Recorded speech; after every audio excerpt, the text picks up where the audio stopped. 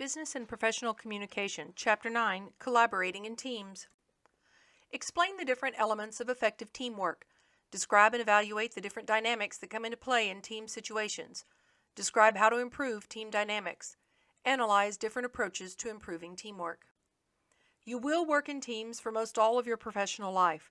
It is important to understand how effective teams work, the roles of team members, and how to manage conflict in teams to be successful on the job. There are strong differences between groups and teams. Groups can consist of 3 to 15 people. They share a common purpose, and there is a sense of belonging to the group and to group members. They do exert influence on each other. Teams, however, are a coordinated group of people organized to work together to achieve a specific and common goal. They are more structured than groups and involve greater coordination of roles and procedures, and they are much more productive than groups. Elements of effective teamwork include 3 main characteristics: clear and elevating goals, results-driven structure, and competent team members. Some other characteristics you may find are a unified commitment, a collaborative climate, standards of excellence, external support and recognition, principled leadership, mutual trust, good communication, and negotiating skills. Working in virtual teams will become more common as the global marketplace grows. The advantages of working in a virtual team are that it ensures anonymity for those with social anxiety. They have less emphasis on an individual's physical appearance. These types of teams resolve problems with distance, and the team has control over the timing. Interaction in virtual teams may involve telephone conferences, video conferences, or simple web-based collaborations. Understanding team dynamics means understanding the 3 kinds of roles that exist within a team. Today we will discuss the social and task roles, which are positive and necessary components to any functioning team. Then we will discuss individual roles, which are negative to team efficiency. The first positive role are the task roles. Task roles help the team achieve its goal. It helps the team accomplish its work. It both gathers and shares information with the group, taking minutes of meetings. Some of the official titles in this group may be the idea planner, the evaluator, the specialist, the implementer, the shaper, the finisher, and the gatekeeper. Some of the social roles are there to manage relationships and make sure that the group climate is positive. The social roles help resolve conflict and enhance the flow of communication. It will also soothe hurt feelings and helps the group celebrate in its accomplishment. Some of these roles may be called the resource investigator, the coordinator, or the cheerleader. However, within every group there may be some negative individual roles. These individuals focus attention on the individual rather than the team or the goal. It is not helpful to the group. It emphasizes individual accomplishment and issues rather than those of the team, and tries to dominate group discussion. Some names for these roles are an aggressor, the blocker, the person who just withdraws, the clown, the dominator, and the devil's advocate, who naysays any idea without a clear purpose.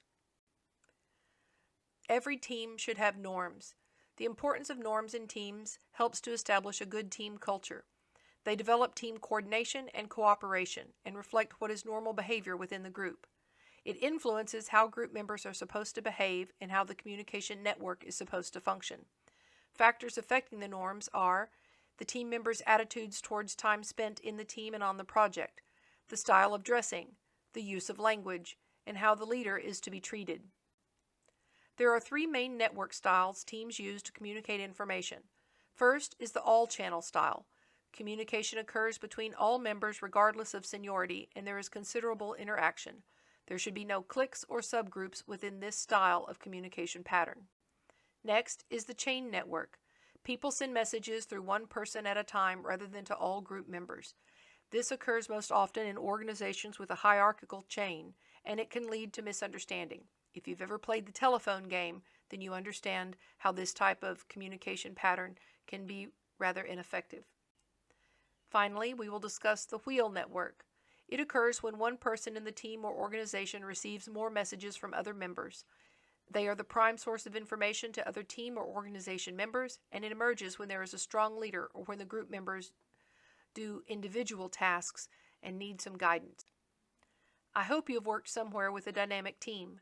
This work environment makes you happy to report to work and provides appropriate challenges and positive interactions. How to develop team ground rules.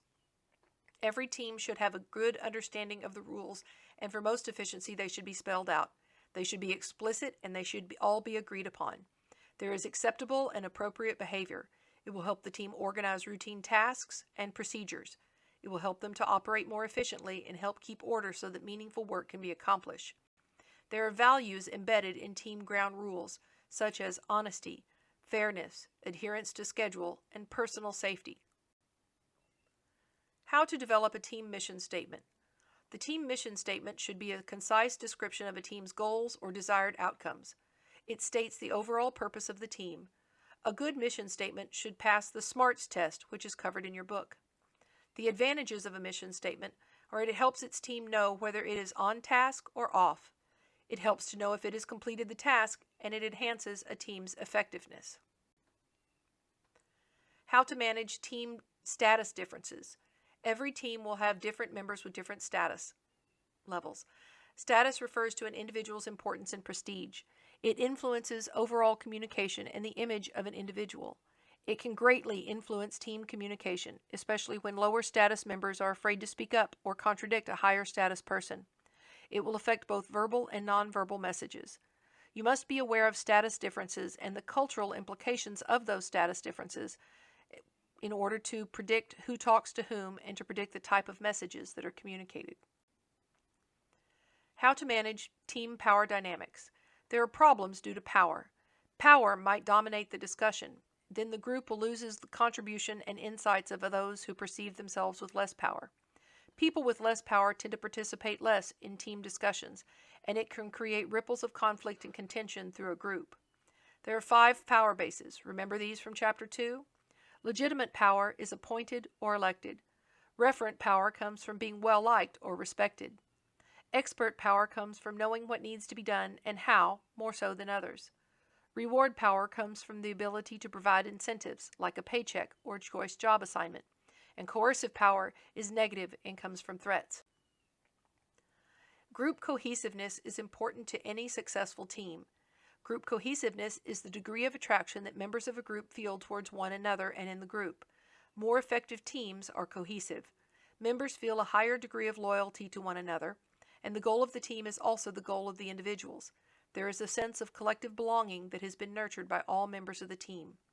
Variables that influence group cohesion could be feelings of genuine liking on a personal level, similarity of goals, and similarity of background and culture, or an understanding and appreciation of the differences of background and culture. Knowing how to work well in teams and help teams solve conflict is one of the soft skills that employers look for in any candidate for a job. It's one of the top 10 skills, and it can be learned. The descriptive approach to team development identifies phases and communication behaviors that typically occur when people collaborate. Groups go through certain phases or sequences of talk when they meet to solve a problem. There are 4 phases: orientation, conflict, reinforcement, and emergence. These are all covered more in depth in your book. The functional approach to understanding how teams work identifies key functions of the group and a general pattern of behavior. It requires a vigilant thinker among the members. There are 5 functions: the goal function, the analysis function, the idea-generating function, personal sensitivity function, and the evaluation function. All are covered more in depth in the book. The prescriptive approach to identifying team strategies is similar to a prescription from a doctor. It specifies specific strategies and techniques. The advantages of this style of approach enhances the communication health of the team and allows the team to remain productive as well as being sensitive to other team members. Of course, this is covered more in depth in your book. Chapter 9, Collaborating in Teams.